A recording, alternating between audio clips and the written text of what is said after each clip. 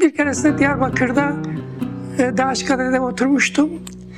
Yanımda iki genç Özgürlük Yolu dergisinin üzerindeki bir yazı, dergisindeki bir yazıyı tartışıyorlar aralarında. Bir konuyla ilgili olarak. Bir tanesi diyor ki bak diyor burada böyle yazıyor diyor. Bahsettiği yazı benim yazdığım bir yazıydı. Yani burada böyle yazdığına göre artık Özgürlük Yolu'nda böyle yazdığına göre artık farklı düşünmek olmaz. Ben bir ara müdahale edeyim diye düşündüm. Onlar beni tanımıyorlar. Diyeyim ki ya delikanlı, ya bu yazıyı ben yazmışım ama böyle ayet haline getirmeyin. Yani yazdılar, kim yazarsa yazsın görüşler. Kur'an ayeti değildir. İnsan onları tartışabilir. Doğru veya yanlış olduklarını ileri sürebilir.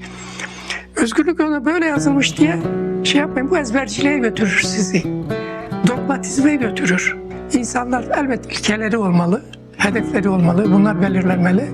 Ama daima bir şeyin doğruluğu, yanlışları her zaman tartışılabilir.